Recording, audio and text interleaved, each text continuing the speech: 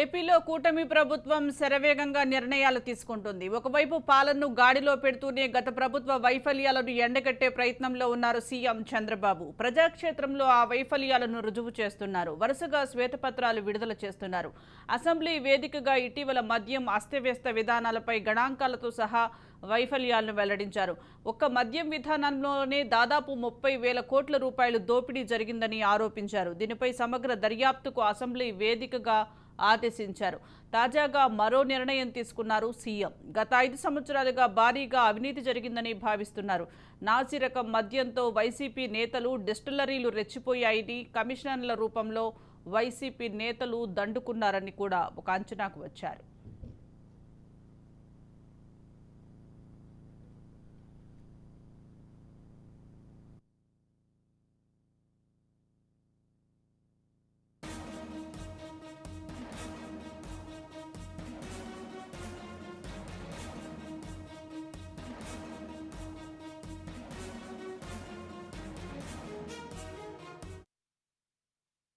Policy పైన కసరత్తు జరిగింది. సీఎం ఏదైతే మరి నారా చంద్రబాబు నాయుడు అధ్యక్షతన జరిగినటువంటి అధికారుల సమావేశంలో ఒక కీలక అంశాలు అయితే చర్చకొచ్చినటువంటి పరిస్థితి ఉంది. ఏపీలో గత 5 సంవత్సరాలు 2019 నుంచి 2024 వరకు జరిగినటువంటి మద్యం కుంభకోణంలో అధికారుల్ని ఆరా తీశారు.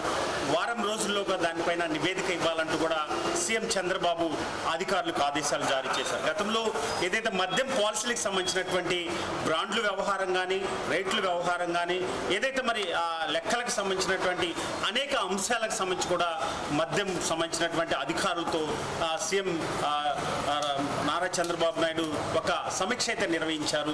అధికారులకు సంబంధించి గతంలో జరిగినటువంటి వైఫల్యాలని అడిగి తెలుసుకున్నారు. ఏదైతే మరి రానున్నటువంటి రోజుల్లో కొత్త పాలసీని ప్రవేశపెడుతున్నటువంటి నేపథ్యంలో ఆ దశగా ముఖ్యమంత్రి నారా చంద్రబాబు నాయుడు అడుగులు వేస్తున్నారని చెప్పుకోవచ్చు. ఎందుకంటే ఇప్పటికే మద్యం పాలసీ పైన అనేక విమర్శలు వినిపిస్తున్నటువంటి నేపథ్యంలో నాసు బ్రాండ్ల వ్యవహారం కానీ, కల్తీ మద్యం వ్యవహారం కానీ, గత ప్రభుత్వంలో జరిగినటువంటి అనేక వైఫల్యాలను కూడా విపక్ష నేతలుగా ఉన్నప్పుడు అటు పవన్ కళ్యాణ్ కానీ, అటు చంద్రబాబు కూడా తీవ్ర స్థాయిలో వైసీపీ పైన విమర్శలు వచ్చినటువంటి పరిస్థితి కనపడుతుంది. ఈ నేపథ్యంలోనే దానిపైన సమీక్ష నిర్వహించారు. కొత్త పాలసీని అమల్లో తీసుకొస్తున్నటువంటి నేపథ్యంలో ఖచ్చితంగా రానున్నటువంటి రోజుల్లో క్వాలిటీ బ్రాండ్లు అందుబాటులో తీసుకోవటం కాకుండా రానున్నటువంటి రోజుల్లో తక్కువ ధరలకే మరి మద్యం పాలసీ అందించే విధంగా కూడా ముఖ్యమంత్రి నారా చంద్రబాబు నాయుడు అధికారులకైతే ఆదేశాలు అయితే జారీ చేసినటువంటి పరిస్థితి.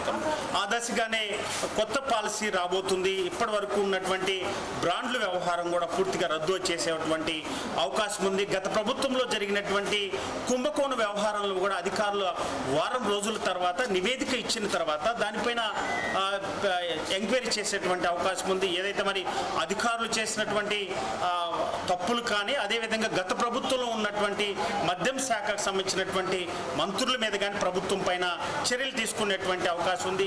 ఇప్పటికే దానికి సంబంధించి కూడా ఒక బృందాన్ని, సిఐడి బృందాన్ని కూడా ఏర్పాటు చేసి రానున్నటువంటి రోజుల్లో మద్యం పైన ఎంత మేరకు అవకతవకలు జరిగినాయి, ఎంత మేరకు ప్రభుత్వ ధనాన్ని దోచుకున్నారు, ఈ విధంగా కూడా మరి ముఖ్యమంత్రి చర్యలు తీసుకునేటువంటి అవకాశం ఉంది. ఏదేమైనా మద్యం పాలసీ వ్యవహారంలో కీలకంగా అడుగులు వేస్తుంది చంద్రబాబు సర్కారు. ఖచ్చితంగా గతంలో 2014లో ఉన్నటువంటి అనేక బ్రాండులకు సంబంధించి కూడా కొత్త బ్రాండులు తెచ్చేటువంటి అవకాశం ఉంది. అన్ని కంపెనీలకు సంబంధించి కూడా ఒకే విధంగా, అంటే గతంలో ఎన్నైతే కంపెనీలు ఉన్నాయో ఆ కంపెనీలు మొత్తానికి కూడా ఒకే పాలసీలో ముందుకు వెళ్ళేటువంటి అవకాశం ఉంది. రానున్నటువంటి రోజుల్లో ఖచ్చితంగా గతంలో జరిగినటువంటి కుంభకోణం పైన విచారణ కొనసాగటమే కాకుండా రానున్నటువంటి రోజుల్లో కొత్త పాలసీ ద్వారా అటు మద్యం బాబులకు కానీ, అదేవిధంగా క్వాలిటీ మద్యాన్ని ప్రజలకి ఇచ్చే విధంగా కూడా రాష్ట్ర ముఖ్యమంత్రి నారా చంద్రబాబు నాయుడు కూడా చర్యలు తీసుకుంటున్నారని చెప్పుకోవచ్చు. ఏది ఏమైనా మరికొద్ది రోజులు, వారం రోజుల్లో మద్యం కుంభకోణం పైన కూడా మరి ప్రభుత్వం ఎలాంటి చర్యలు తీసుకుంటుంది, ఎలాంటి ప్రక్రియకి శ్రీకారం చుడుతుందని కూడా వేచి చూడాల్సినటువంటి పరిస్థితి కనుక. వీడియో సాయితో రమేష్, రాజ్ న్యూస్, గుంటూరు నుండి.